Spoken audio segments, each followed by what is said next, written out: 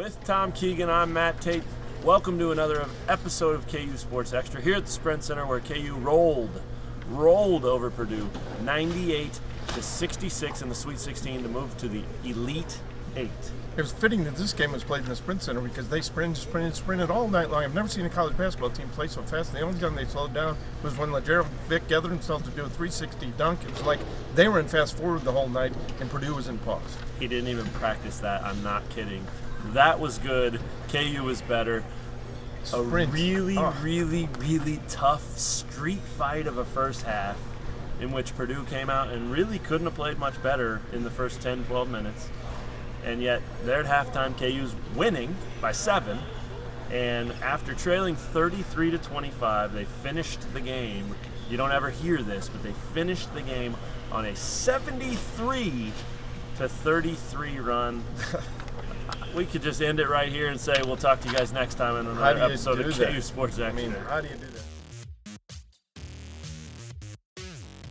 Devontae Graham yet again, 5 of 9 3-pointers. So you have 4 of 8, 4 of 7, 5 of 9. Unbelievable.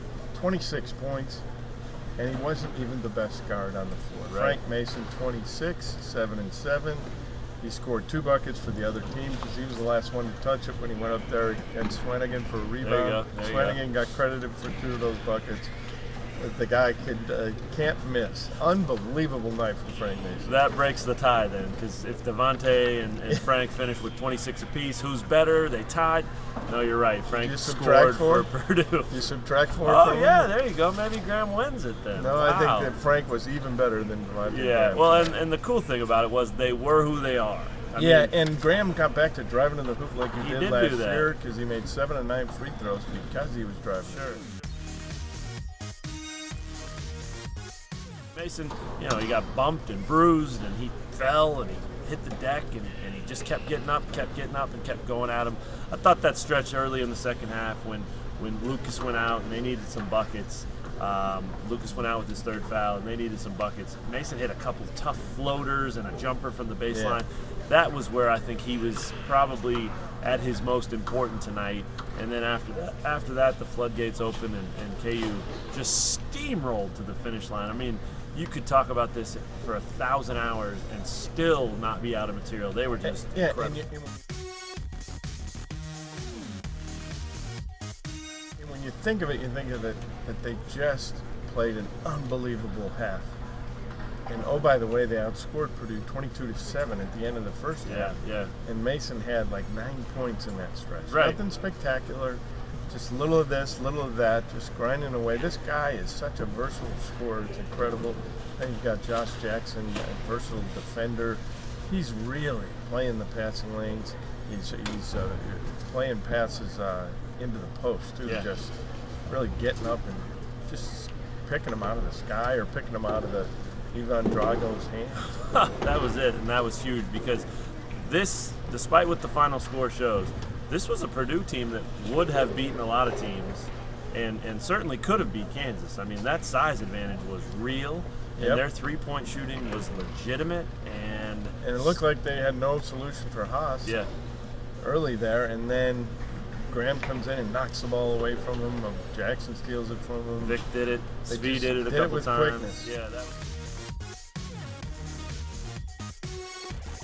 Jackson talked about that a little in the locker room. He said that was the key. You got to time when they dribble, try to dive in there and get it away, disrupt them. And the coolest thing, and he talked about this a ton yesterday, but he said we want to extend them out and make them post up 10 feet away instead of 5. He said tonight, if they catch it outside of the paint, they have to dribble to get to the paint. Well, they dribble, KU takes it and runs the other way, and they did that all night. It was amazing. I mean, 5 guys in double figures, of course, score 98 points. You can do that. Yeah. Colby again with Lucas on the bench comes in and plays strong defense. 4 valuable fouls. Right. He was good in his own right. Those 3 guys, Jackson, Mason, and Graham, outscored Purdue by 1 point. By themselves. Incredible.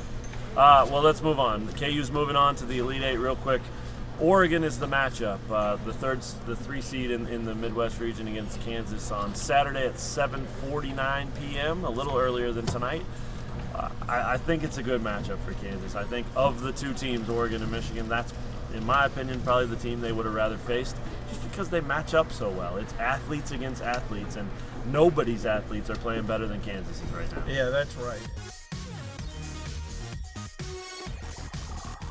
You never know what can happen, but boy, nobody's playing better than Kansas in this tournament. And to be this close and to have this home crowd behind them, it's going to be a real major upset for Oregon to beat Kansas.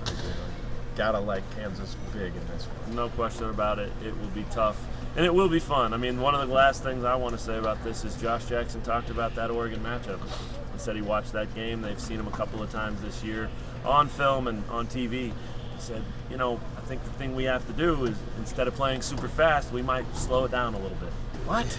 Yeah. That's how good these guys are. They're going to go away from what they do better than anyone on the planet and slow it down. And they do have more size, maybe, than Oregon at this point, when Chris Boucher is out for the season in center. I don't know. I think you play slow, you play fast. I think they'll play fast, but if either it's way, there, right? I mean, if they're on a break, they're not going to go, well, hold on, we should slow this down. They're just going to go dunk, and Gerald Vick's going to do a 360. Vick isn't going to slow anything down for anybody. No, any final thoughts? 360. 360. I love the one-word final thoughts. That's all we've got here from the Sprint Center. 98-66 Kansas, moving on to the Elite Eight. We'll talk to you guys on another episode of KU Sports Extra real soon. KU's season moves on.